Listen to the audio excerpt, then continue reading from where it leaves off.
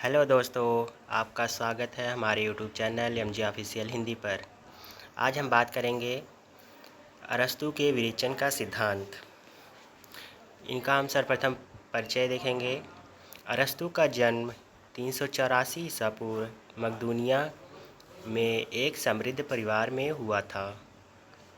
इनके पिता मकदूनिया के राज दरबारी चिकित्सक थे।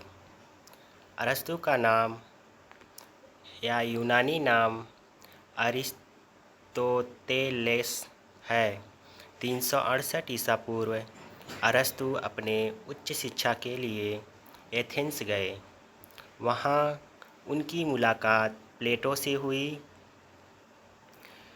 तथा अरस्तु ने प्लेटो के ही विद्यापीठ में अपना दाखिला करवाया। जो अरस्तु हैं यह प्लेटो के सर्वश्रेष्ठ शिष्य थे, क्योंकि अरस्तु बहुत ही मेधावी छात्र थे। अतः उन्हें यह विश्वास था कि उनके गुरु प्लेटो के मृत्यु के पश्चात उन्हें ही अकादमी का आचार्य बनाया जाएगा, परंतु ऐसा नहीं हुआ। इसी कारण वे वहाँ के निवासी नहीं थे।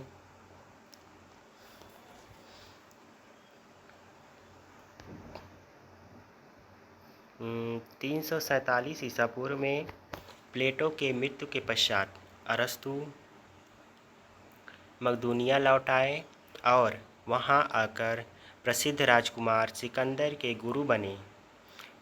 इसके पश्चात लगभग 335 ईसा पूर्व फिर अरस्तु एथेंस के समीप जाकर वहाँ अपना एक अपोलो नामक विद्यापीठ खोलते हैं, परंतु 323 ईसा पूर्व सिकंदर के मृत्यु पश्चात अरस्तु को पुनः एथेंस छोड़ना पड़ा। कारण एथेंस के जनता उनके स्वतंत्र चिंतन से ना खुश थे। 322 ईसा पूर्व में लगभग 62 वर्ष की अवस्था में अरस्तु की मृत्यु अपने जन्मभूमि किसनगर में हो जाती है। अरस्तु ने लगभग 400 से भी अधिक ग्रंथ लिखे। उनका काव्यशास्त्र विषयक प्रसिद्ध ग्रंथ पेरिपोई एतिकेश है, जिसे अंग्रेजी में ऑन पोएटिक्स कहा जाता है। इसी ग्रंथ में उन्होंने काव्य सिद्धांत की चर्चा की है, जैसे त्रास्ती का सिद्धांत, अनुकरण का सिद्धांत, विरेचन का सिद्धांत। पाश्चात्य काव्यशास्त्र में जो है अरस्तु के ये 3 मुख्य सिद्धांत हैं, जिनकी चर्चा हम अगले वीडियो में भी करेंगे। तब तक यहाँ देखते हैं, जिसमें उन्होंने अपने गुरु प्लेटो के काव्य एवं आदर्शवाद के सिद्धांत का बड़े ही तार्किक एवं विनम्रतापूर्वक खंडन किया है। आगे अरस्तु का विरेचन सिद्धांत विस्तार पूर्वक निम्नलिखित है। अब हम अरस्तु के विरेचन का सिद्धांत के बारे में देखेंगे। इनका परिचय हम देख चुके हैं। विरेचन शब्द भारतीय चिकित्सा शास्त्र का शब्द है, जिसका अर्थ है दस्त लाना है। वहीं यूनानी चिकित्सा शास्त्र में इसे कैथारसिस कहा जाता है, जिसका अर्थ है प्यूरिफिकेशन। इस तरह विरेचन से तात्पर्य है कि रेचक औषधियों द्वारा शरीर के विकारों को, विशेषकर आंत के विकारों की शुद्धि करना, जिससे हमारा शरीर स्वस्थ एवं विषमुक्त रहे। जिस प्रकार स्वस्थ रहने के लिए समय समय पर मल मूत्र त्याग करना आवश्यक है, ठीक उसी प्रकार कला के क्षेत्र में मन के दूषित भावों को या का शुद्धिकरण शुद्धिकरण करना भी आवश्यक है। अरस्तू के अनुसार काव्य और नाटक में जो दुखांत प्रस्तुत किए जाते हैं उससे हमारे मन का मैल जैसे ईर्ष्या, द्वेष, घृणा, लोभ और मन संतुलित हो जाता है। विरेचन शब्द का प्रयोग अरस्तु से पूर्व भी चिकित्सा शास्त्र में होता रहा है, परंतु साहित्य से पूर्व भी चिकित्सा शास्त्र में होता रहा है। साहित्य में इस शब्द को लागू करने का श्रेय अरस्तु को ही जाता है। अरस्तु के गुरु प्लेटो ने काव्य और कला पर यह आक्षेप लगाया था कि इससे हमारी दूषित वासनाएं एवं मनोवृत्तियां उत्तेजित हो जाती हैं। आगे देखेंगे। संभवतः इसी विचार को तार्किक रूप से खंडन करने के लिए अरस्तु ने विरेचन सिद्धांत दिया और कहा कि काव्य कला से दूषित वासनाएं उत्तेजित नहीं होती, अपितु इसका विरेचन हो जाता है, अतः समाज के लिए हानिकारक नहीं है।